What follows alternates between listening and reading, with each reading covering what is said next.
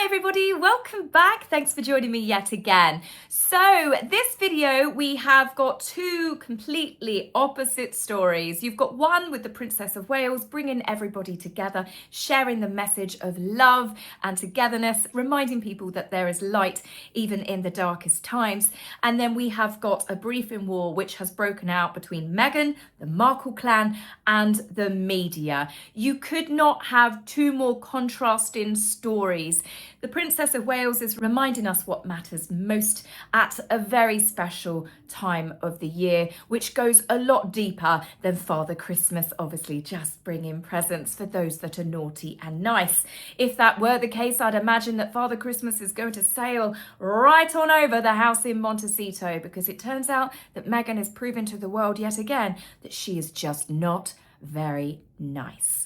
But before we get on to them, let's of course start with the Together at Christmas Carol concert, which we will all be able to see and sit down and watch properly on Christmas Eve. Friday afternoon started with a few sneaky peeks at some of the preparations that were being done inside the Abbey in readiness for the Princess of Wales, and of course all of the prominent guests coming later in the evening. Catherine, the Princess of Wales, arrived to the usual cheers and in an incredible amount of flashbulbs for the waiting media, and she looked dynamite. I just had this gut feeling that she was going to be wearing green, because at recent events in the lead up to this, we have seen her wearing a lot of that colour, and I made this guess a couple of weeks ago. She looked beautiful. She looked radiant.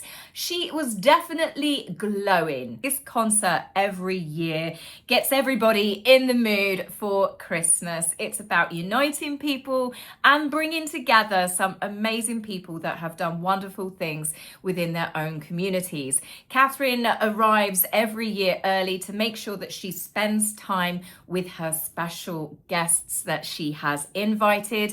We have some children that have been involved with charity fundraising, various organisations and charities that are linked to the Royal Foundation. Now, of course, you also have celebrities thrown into the mix. We saw Kate Winslet and Chiwetel Ejiofor make an appearance, but they were doing readings later on in the service, which I look forward to listening to on Christmas Eve.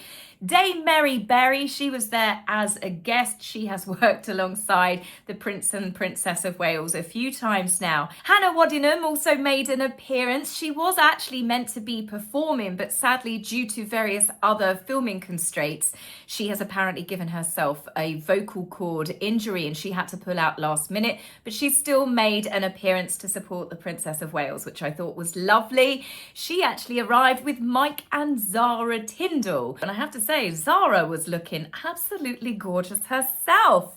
We also saw another famous face in the crowds, Eugene Levy, who did the special Reluctant Traveller episode earlier in the year with Prince William, who served as his personal tour guide around the Windsor estate. I fell in love with Eugene so much, I actually bought a 3-month subscription to Apple so I could binge watch The Reluctant Traveller. The Middleton clan were also in attendance, minus Pippa and James Matthews, who are currently over in Abu Dhabi. James Middleton, he came with his lovely wife, Elise.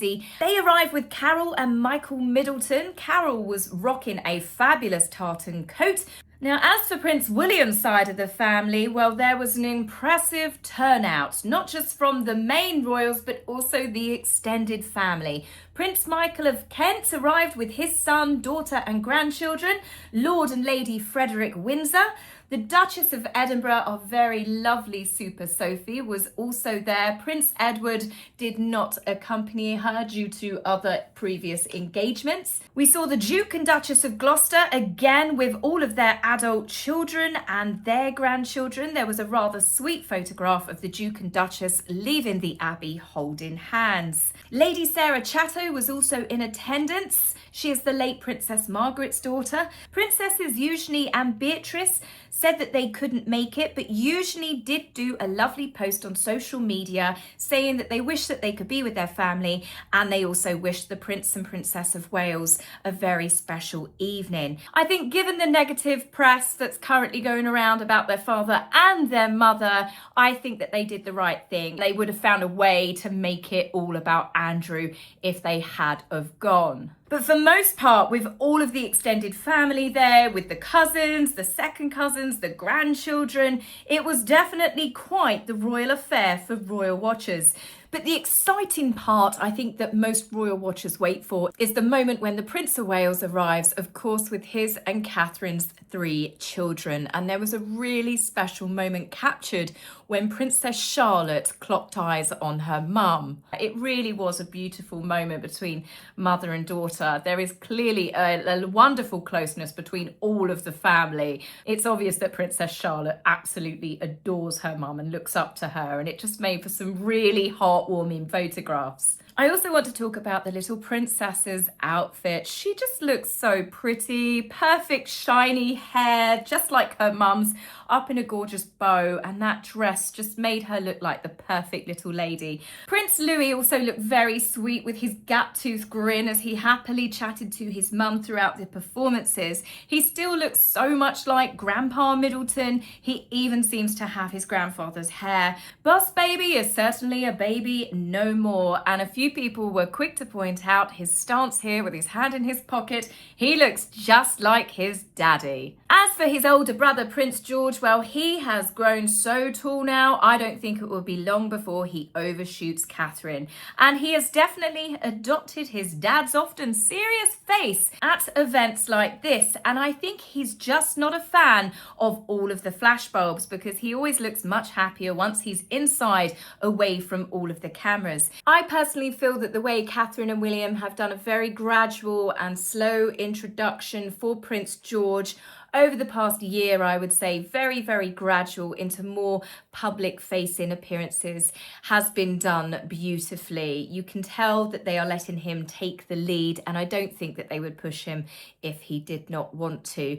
But Catherine looks like she has, of course, done it again. It looks to be another brilliant Christmas Carol concert show, which I will be looking forward to as I sit there in my snuggly pajamas with a hot cup of mulled cider watching the show on Christmas Eve. And sadly, guys, the time has come. It's time to get on to the ex-royals, who, as ever, are somewhat duplicitous, shall we say, with the truth.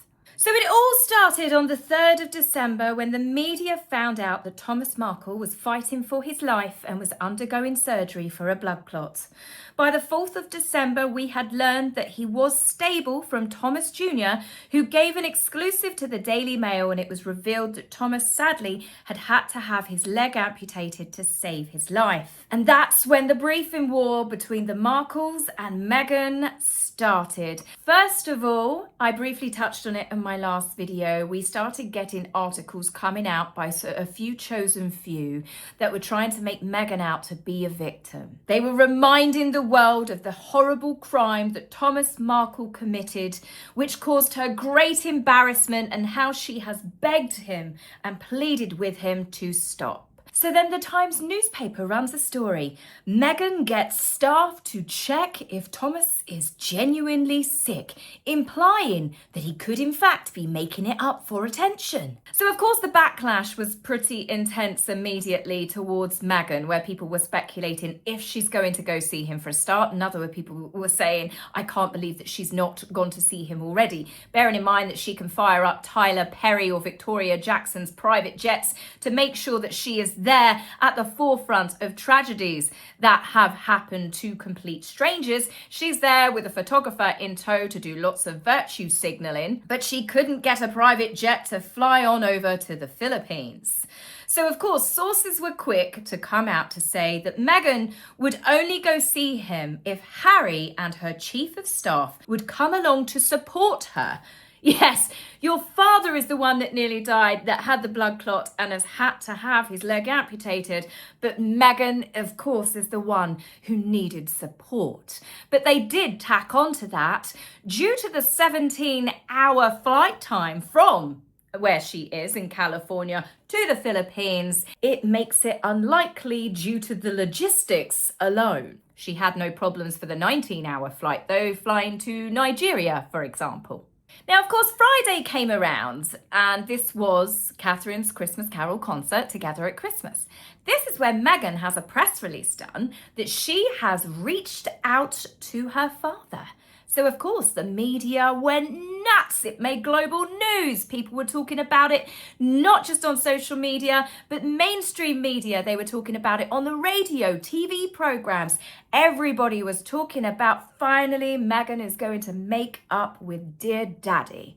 Turns out that's not actually accurate. As quick as I had put on social media myself, do you know what? This is a good thing. I'm not going to say anything negative.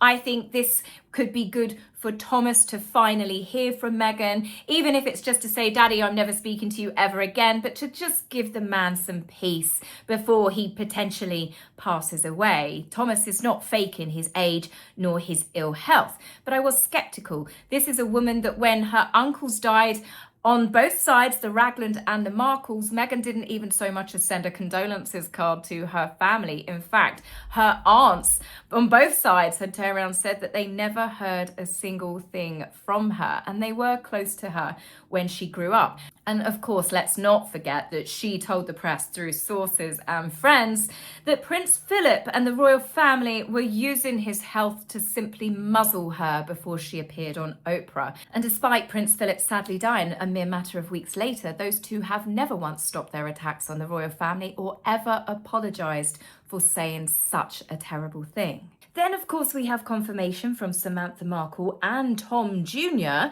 that Meghan had, in fact, not made any attempt to reach her father. So the media decided to get involved and they contacted the hospital directly. And as it turns out, there was a Daily Mail reporter already with Thomas Markle. Now, obviously, I do not believe that Thomas Markle is faking any of this, but this is where I'm saying there is a briefing war with the whole family going on. So the Daily Mail, they confirmed that when they spoke to the hospital said, Mr. Markle is a VIP patient. Of course, we all know who he is. If Meghan or anyone connected to her had called, we would have known about it. We were all confused when we saw the story that the Duchess had reached out to her dad. As far as we were aware, it didn't happen. So with the newspapers confirming that no contact had been made, with Thomas Markle himself confirming that no contact had been made, the backlash was increasing for Meghan because everybody was realising, well, hang on a minute, she must have lied. She either lied to get the media off of her back because she was busy at that time, the exact same time, trying to flog her new chocolate bars, but also, which I think a lot of us think it might have had more to do with, could it be that Meghan said that she had reached out just so the worldwide attention would be put on her and an apparent reconciliation with her father finally, and not on the Princess of Wales and the Together at Christmas Carol concert? I'd say a little bit of column A and a whole lot of column B. Now, when it really blew up for Meghan, despite everybody talking about it, even her own fan base was saying, I think Meghan's being the better person. I think that this is, a good thing. Meghan is showing how wonderful she is that she's reached out. Well, they soon had to eat their words when Thomas Markle himself, feeling a lot better, actually said, my daughter has not reached out to me. I have heard nothing from her. And he begged yet again, please come see me, please speak to me before I die. And this is where the briefing wars really kicked off from Camp Montecito. Her PR crisis management team decided to release that Meghan had contacted the Mail so that they could provide her any means of contacting her father, as well as the name of the hospital where he was being treated. But she received no response. Meghan had deleted her father's number. If Meghan could obtain a telephone number for senators, okay, these numbers are not exactly in the old telephone books now, are they? If she could be that determined to get complete strangers' numbers to attend her wedding, and as I said, Republican senators, then I'm pretty certain Meghan could find a way to get her dad's old telephone number, which he and the family have always made clear that he has never, ever changed. And as for Meghan not knowing what hospital he's in, well, I just simply looked at Thomas Markle's hospital gown, which had the hospital all over it. It took me a couple of seconds to go, oh, look, there's the hospital, there's the telephone number. So Meghan is now apparently saying that she tried to phone round. Meghan was desperately ringing round all of these hospitals. I would have said that starting at this hospital would have been the best bet. Or even better, getting in contact with either of your siblings. So of course, this was all kicking off. The briefings coming left and right. Megan was getting staff to find out if it was true. Then Megan didn't have his telephone number. Then Megan was blaming the mail because they never gave her the information. Then she's ringing around hospitals.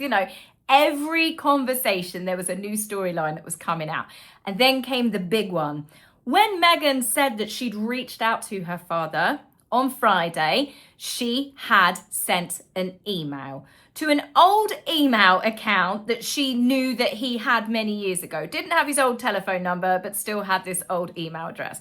This is a woman who turned around and wrote a Dear Daddy letter because she couldn't trust his email not to be hacked, or it could be used by someone else. There were all of these excuses as to why she hand wrote that letter to her daddy. Nor does it make sense. If your father is fighting for his life, he's in the intensive care unit, he's just undergone an emergency amputation, he's not going to be sitting there going to the nurses, can you get a laptop or a computer into me? Just by sheer chance, I think that my daughter, who has refused to speak to me for 6 years and vilified me in the press, she just might have sent an email to an old email account. Would you mind? I can speak from a daughter's perspective about a father that underwent an emergency procedure to save his life that resulted in a leg amputation. In fact, my father went through two. And I can say with absolute certainty that my dad couldn't have given a single shit about reading emails. And I can also say that I dropped exactly everything that I was doing and shot up to the hospital. I didn't drive back then. I used multiple modes of transport, and I got to the hospital and I watched my dad in a coma for a couple of days until he came round, because that's what daughters will do for their fathers that they love. Now, as for Thomas's interview that he gave to the Daily Mail when he was feeling better, it was another pleading one. It was see me before I die. And he also added that he was really confused by reports that Megan had in fact reached out, because she still hasn't actually spoken to her father at this stage. Damage control clapback was instant. The Telegraph was told that Megan's aides had made it clear that if he's willing to share a different address, it will be forwarded on. People magazine were then informed that her email did not generate an error or bounce back notification, and efforts to obtain updated contact information for Thomas are ongoing. But my favourite part of this press briefing war between the Markle clan, Thomas himself, the hospital, the media, and of course Megan and her team of staff is this little nugget. This will clearly explain to you guys who exactly is at fault and the reasons why Megan has not yet contacted her daddy. The Mail made no attempt to contact the Duchess's team prior to publication to verify the claims in their report. Had they asked, particularly in light of quotes that they relied upon from Mr. Markle and hospital staff, we would have simply told them to tell Thomas to check his emails. We immediately informed the Mail that the Duchess had in fact emailed her father, a detail deliberately chosen not to share to avoid further dragging this private matter into the public eye. So it's the Daily Mail's fault. It is Thomas Markle's fault. It is the hospital staff's fault. It is everybody's fault except Megan. Got it. Reaching out is not the same as contacting. Do you know, this reminds me of Amber Heard when she was going to give the money and she pledged the money. This is exactly that. Megan took credit for reaching out to her father. She deliberately chose words that would make it seem that she was finally going to make up with her dad in this near life and death moment, so she would get positive coverage, global coverage, and she could knock the Princess of Wales off some of the headlines, which it did, sadly. Meghan sending an email to an old account, He wasn't going to pick that up. He was lying in a hospital bed, potentially going to die. Why on earth would he be looking at emails? You'd email the hospital perhaps, but you certainly wouldn't email the man who would have been unconscious and wired up to machines. On Sunday, Meghan didn't think twice about posting products on her as ever Instagram for cozy Sundays and must-haves for that special someone. Yet again, showing to the world that Meghan is certainly an ice queen. These are clearly her priorities. Not jumping on a private jet to go see her ailing father, not even so much as making a direct phone call so he can hear her voice once more. No, Meghan is making sure that she's still making money. So perhaps, because it is that time of year, perhaps Meghan will in fact be visited by 3 ghosts, just desperately trying to remind her that she's meant to be a human being. She could even have Wallis Simpson come in the place of Jacob Marley, because Wallis was technically, I would say, her predecessor. Another American divorcee obsessed with her titles and what it could get her, who of course caused a lot of damage to the royal family. In fact, she changed the course of history forever. But Wallis, much like Meghan, I wouldn't look at it as a negative, because both women, in my opinion, married the weakest link. The royal family survived and only got better after the departure of Wallis and Edward, and you can see the exact same thing happening after the departure of Harry and his wife. These 2 women did the royal family a favour, and it's about the only positive thing that Meghan has ever done for the royal family, for the UK and the Commonwealth realms. So guys, on that note, I will be back with you very soon. We need to talk about a joint engagement with the Prince of Wales and his eldest son, and Harry, who is still making jibes at his family and the President of the United States. One would think at this point, Harry is actively seeking to be deported. So guys, I will see you very soon. Take care for now. Bye.